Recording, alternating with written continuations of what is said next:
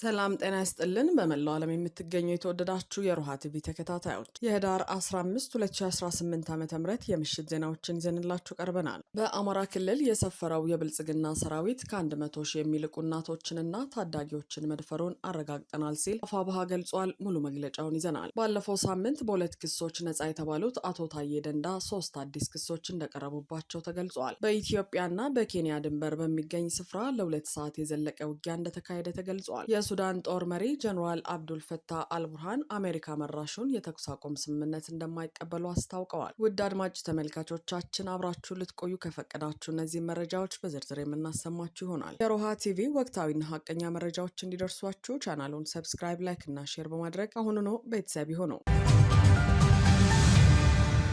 በአማራ ክልል የሰፈረው የብልጽግና ሰራዊት ከ100 ሺህ የሚልቁ እናቶችንና ታዳጊዎችን መድፈሩን አረጋግጠናል ሲል አፋብኃ ገለጸ። የአማራ ፋኖ ብሔራዊ ኃይል በሰጠው መግለጫ የአማራ ሕዝብ ላይ የተጀመረው ይፋዊ የዘር ማጥፋት ጦርነት ከተጀመረ 3 ዓመታትን ሊደፍን ተቃርቧል ያለ ሲሆን የብልጽግና አገዛዝ ዓለም አቀፍ የጦር ሕግጋትን በመጣስ በተለይም ተፋላሚ ኃይሎች ሲቪሊያንን ከጥቃት የመጠበቅ ግዴታቸውን እንዲወጡ የሚያስገድደውን መሰረታዊ ሕግ በመቃረን ሁለንተናዊ የጦር ስልትን በመተግበር ላይ ይገኛል ሲል አስፍሯል። መግለጫው ይህ ሁሉን አቀፍ የጥፋት ስልት ንጹሐንን በመግደል በማህበራዊ እንቅስቃሴ ላይ ያለውን ያልታጠቀ ህዝብ በጅምላ ጨራሽ መሳሪያዎች በመጨፍጨፍ የሰላማዊ ነዋሪዎችን ንብረትና ገንዘብ መዝረፍ፣ እናቶችና ህጻናትን በጅምላና በተናጠል አስገድዶ መድፈር፣ የሚደፈሩ ሴቶችን ገላ መቆራረጥ፣ ባለትዳር ሴቶችን በመድፈር ማህበራዊና ስነ ልቦናዊ ቀውስን መፍጠርና ሌሎች የሽብር ተግባራትን ያካትታል ብሏል። ከሰሞኑ ዓለም አቀፍ ተደራሽነት ያለው ቢቢሲ ይህንን ጉዳይ ውቅያኖስን በጭልፋ እንዲሉ ጥቂት ማሳያዎችን ዋቢ በማድረግ ካወጣው የምርመራ ሪፖርት በስተቀር አገዛዙ በአማራ ህዝብ ላይ የሚፈጽማቸው የጦር ወንጀሎች ዛሬም የዓለም ጆሮ እንደተነፈጉ ናቸው ሲልም መግለጫው አክሏል። የአማራ ፋኖ ብሔራዊ ኃይል ባደረገው የዳሰሳ ጥናት መሰረት ያለማቋረጥ በቀጠለው ጦርነት በአማራ ክልል የሰፈረው የብልጽግና ሰራዊት ከ100 ሺህ የሚልቁ እናቶችንና ታዳጊዎችን በጅምላና በተናጠል መድፈሩን አረጋግጠናል በማለት መረጃውን አጋርቷል። አፋብኃ ለክብሩ ቀናይ የሆነው የአማራ ህዝብ ላይ የስነ ልቦና ችግር ለመፍጠርና ለማዋረድ በሚል ስሌት በዚህ የመድፈር ወንጀል በተለየ ሁኔታ ባለትዳር እናቶች፣ ካህናትና ቄሶችን ጨምሮ የሃይማኖት አባቶች፣ ሚስቶች፣ ታዳጊ ተማሪዎች ሰለባ ሆነዋል ብለዋል። በተጨማሪ አገዛዙ እናቶችን ከባሎቻቸውና ከልጆቻቸው ፊት፣ ታዳጊ ሴቶችን ከቤተሰቦቻቸው ፊት፣ መምህራንን ከጓደኞቻቸውና ከተማሪዎቻቸው ፊት በመድፈር የአገዛዙ ሰራዊት የአረመኔነቱን ጥግ ማሳየቱን መግለጫው ጠቅሷል። በመሆኑም ዓለም አቀፉ ማህበረሰብ መላው ኢትዮጵያዊና የአማራ ህዝብ ይህንን የብልጽግና አረመኔያዊ ተግባር ታግሎ የማያስቆም ከሆነ የበለጠ አጠናክሮ ሊቀጥልበት እንደሚችል ግልጽ ነው ያለው መግለጫው። ስለሆነም ለሚመለከታቸው አካላት ጥሪዎችን አቅርበዋል። ለዓለም አቀፉ ማህበረሰብና ለዓለም አቀፍ ግብረሰናይና የሰብአዊ መብቶች ጥበቃ ተቋማት በቀረበው ጥሪ የአብይ አህመድ አገዛዝ በአማራ ህዝብ ላይ በይፋ በከፈተው ጦርነት ለፈጸማቸው የጦር ወንጀሎችና ሌሎች የሰብአዊ መብቶች የመጣስ ጥፋቶች ተመጣጣኝ እርምጃ እንዲወሰድበት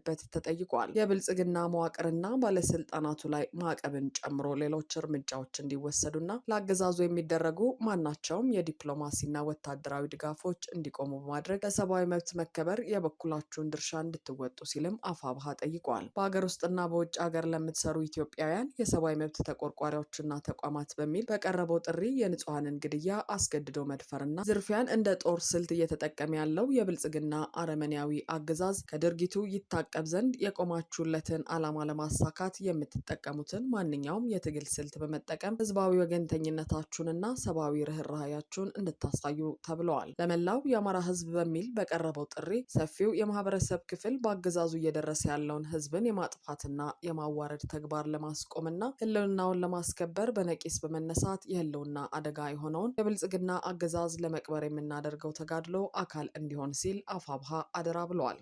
በኢትዮጵያና በኬንያ ድንበር በሚገኝ ስፍራ ለ2 ሰዓት የዘለቀ ውጊያ እንደተካሄደ ተገለጸ። የኬንያ የጸጥታ ኃይሎች የኢትዮጵያ ድንበር ተሻግረው በመግባት የሞያሌ ከተማ 02 ቀበሌ አስተዳዳሪና ጸጥታ ኃላፊ የሆኑትን አቶ አብዱባ ዋሪዮ ዲዳን በመግደል ዋሪዮ ጉራቻ የተባለ የከተማውን ነዋሪ አግተው መውሰዳቸውን የከተማዋ ነዋሪዎች ተናግረዋል። ለአዲስ ስታንዳርድ አስተያየት የሰጡት የሞያሌ ከተማ ነዋሪ አቶ ሁሴን ሀልከኖ እንደገለጹት አቶ አብዱባ ዋሪዮ የተገደሉት ባሳለፍነው ቅዳሜ ህዳር 13 ከምሽቱ 11 ሰዓት ከ40 አካባቢ የኬንያ የጸጥታ ኃይሎች ወደ ኢትዮጵያ ድንበር ገብተው ዋሪዮ ጉራቻ የተባሉ ግለሰብ መኖሪያ ቤት በመሄድ 3 ተሽከርካሪዎችን ለመቆጣጠር ሙከራ ባደረጉበት ወቅት ነው። ዋሪዮ ጉራቻ የተባሉት ግለሰብ እኔ ወንጀል ከፈጸምኩ የኢትዮጵያ አካል እንጂ ከጎረቤት ሀገር የመጣ የህግ አካል በቁጥጥር ስር ሊያውለኝ መብት የለውም በማለት በቤት ውስጥ ለጊዜው በቁጣ ሲነጋገሩ እንደነበርም ምንጩ አክለው ገልጸዋል። በመቀጠልም መግባባት ባለመቻላቸው ወደ 02 ቀበሌ አስተዳደርና ጸጥታ ቢሮ በመደወል ኃላፊው አቶ አብዱባ እንዲመጣ ተደረጉ ብለዋል። እንደመጡም ይህ የእናንተ ወሰን አይደለም፣ ችግር ካለኛ እንቆጣጠራለን በማለት የ02 ቀበሌ አስተዳደርና ደህንነት ኃላፊው ጭምር ከኬንያ ጸጥታ አካላት ጋር መከራከራቸውንና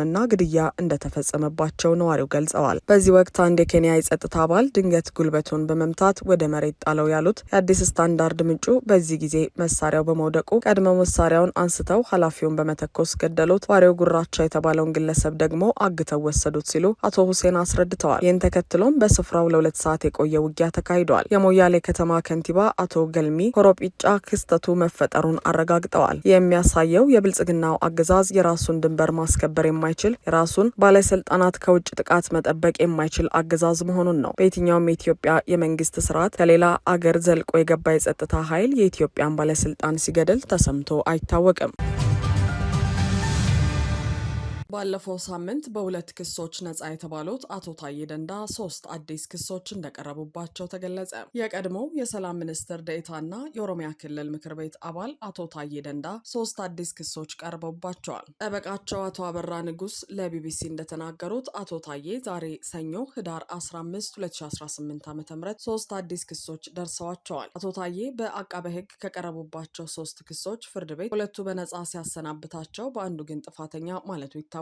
ባለፈው ሳምንት ህዳር 3 2018 ዓ.ም የአቶ ታዬን ጉዳይ የተመለከተው የፌዴራል ከፍተኛ ፍርድ ቤት ልደታ ምድብ አንደኛ የህገ መንግስትና በህገ መንግስት ላይ የሚፈጸሙ ወንጀሎች ችሎት ከቀረቡለት 3 ክሶች የጦር መሳሪያ ህግን በመተላለፍ በቀረበባቸው ክስ ጥፋተኛ ብሏቸዋል። በዚህ ክስ ላይ የግራ ቀኝ የቅጣት አስተያየት ለመስማት ለዛሬ ህዳር 15 2018 ዓ.ም ቀጠሮ የተሰጣቸው ሲሆን ተጨማሪ 3 አዲስ ክሶች መቅረባቸውን አቶ አበራ አስረድተዋል። ጠበቃው እንደተናገሩት አንደኛው ክስ ከዚህ ቀደም ከቀረበባቸው ጋር ተመሳሳይነት ያለው ሲሆን እሱም ሁከትና ብጥብጥ ማነሳሳት እንዲሁም በህግ የተመረጠ መንግስትን በኃይል ለመናድ መሞከር የሚል ነው። ሁለተኛው ክስ በመከላከያ ሰራዊት ላይ ሐሰተኛና የሚያደናግር መረጃ ነስተዋል የሚል፣ ሶስተኛው ደግሞ ሀገርን የመድፈር ወንጀል እንደሆነም ገልጸዋል። ከዚህ ቀደም ከፍተኛ የመንግስት ባለስልጣን ሆነው የሀገርን መንግስትንና የህዝብን ደህንነት ማረጋገጥ ሲገባቸው በ1996 ዓ.ም የወጣውን የወንጀል ህግ አንቀጽ 257 ንዑስ አንቀጽ ሰ ተላልፈዋል በሚል የተከሰሱ ሲሆን ዛሬ የቀረበባቸው አዲስ ክስም ከዚህ ጋር እንደሚመሳሰል አቶ አበራ ተናግረዋል። ከሌሎች ኃይሎች ጋር በመመሳጠር መንግስትን ለመጣል ስውር መሰናዶ ማድረግ፣ ህዝብን የሚያነሳሳ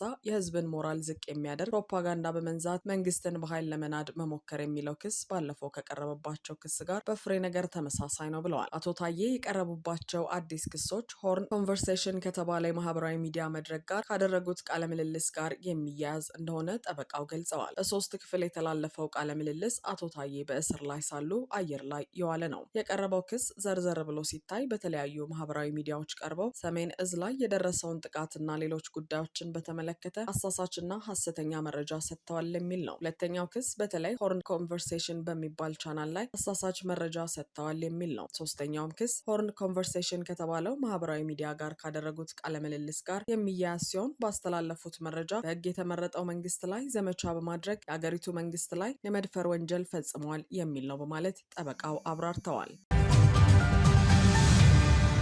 የሱዳን ጦር መሪ ጀኔራል አብዱል ፈታህ አልቡርሃን አሜሪካ መራሹን የተኩስ አቁም ስምምነት እንደማይቀበሉ አስታወቁ። የሱዳን ሉዓላዊ የሽግግር ምክር ቤት መሪ ጀኔራል አብዱል ፈታህ አልቡርሃን በሱዳን ለ30 ወራት የዘለቀውን ደም አፋሳሹን የእርስ በርስ ጦርነት እንዲቆም የሚጠይቀውንና በአሜሪካ የቀረበውን የተኩስ አቁም ድርድር እንደማይቀበሉት አስታውቀዋል። ጀኔራሉ የድርድር ጥያቄውን ላለመቀበል በምክንያትነት ያቀረቡት ደግሞ የተኩስ አቁም ድርድር እቅዱ ለአንድ ወገን የሚያደላ ነው በሚል መሆኑም ተገልጿል። የሱዳን ጦር ትናንት እሁድ አመሻሽ ባወጣው የቪዲዮ መግለጫ ጀነራል አልቡርሃን አደራዳሪዎቹ ጦርነቱ እንዲቆም በሚያደርጉት ጥረት ወገንተኝነት የሚታይባቸው መሆኑን በመግለጽ የድርድር ጥያቄው ተቀባይነት እንደሌለው መግለጻቸውን ቲአርቲ አፍሪካ ዘግበዋል። በአሜሪካ፣ ግብጽ፣ ሳውዲ አረቢያና የተባበሩት አረብ ኤምሬቶች በጋራ የሚመራውና ኳድ በሚል የሚጠራው አሜሪካ መራሹ የሱዳን ተኩስ አቁም አደራዳሪ ቡድን ከ2 ዓመታት በላይ በሱዳን የተኩስ አቁም ስምምነትና የመልሶ ግንባታ ሂደት ዙሪያ የመፍትሄ ሀሳቦችን ለማቅረብ ሲሰራ ቆይተዋል። በዚህም በመጀመሪያ በሁለቱ ተፋላሚ ኃይሎች መካከል በመጀመሪያ የሰብአዊ እርዳታ ለማቅረብ የሚያስችል የ90 ቀናት የተኩስ አቁም ስምምነት፣ ቀጥሎም ፖለቲካዊ ንግግሮችን ለማድረግ የሚያስችል የ9 ወር የተኩስ አቁም ስምምነት እንዲደረግ አደራዳሪ ቡድኑ ካለፈው መስከረም ወር ጀምሮ ሲጠይቅ መቆየቱን የአሜሪካው የአፍሪካ ጉዳዮች አማካሪ ማሳድ ቡሎስ ለአሶሺየትድ ፕሬስ ገልጸዋል። በቅርቡ የዳርፉርን ዋና ከተማ አልፋሽርን ከተቆጣጠረ በኋላ በከተማዋ ነዋሪዎች ላይ በፈጸመው ዘግናኝ የጅምላ ጭፍጨፋና የሰብአዊ መብቶች ጥሰቶች ዓለም አቀፍ ቁጣን የቀሰቀሰውና የዘር ማጥፋት ወንጀል ፈጽሟል በሚል ከፍተኛ ውግዘት የገጠመው የሱዳን ፈጥኖ ደራሽ ድጋፍ ሰጪ ኃይል የተኩስ አቁም ድርድር ጥያቄውን መቀበሉን ገልጸው እንደነበር ይታወሳል። የሱዳን ሉዓላዊ የሽግግር ምክር ቤት መሪ ጀነራል አብዱል ፈታህ አልቡርሃን ግን በአሜሪካ መራሹ የኳድ የተኩስ አቁም የድርድር እቅድ ደህንነት ኃይሎችን የሚያፈርስ ፈጥኖ ደራሽ ኃይሉን ግን ባለበት እንዲቀጥል የሚፈቅድ ወገንተኛ እቅድ በመሆኑ ልንቀበለው አንችልም ብለዋል። የቀረበውን የተኩስ አቁም ድርድር እቅድም ከምንጊዜውም በላይ የከፋ ይዘት ያለው ሲሉ አጥብቀው የተቹት ጀነራል አልቡርሃን የፈጥኖ ደራሽ ኃይሉ አጋር ዩናይትድ አረብ ኤምሬትስ አደራዳሪ ሆና በመቅረቧ ድርድር ተቀባይነት እንደሌለው አስረግጠው ተናግረዋል።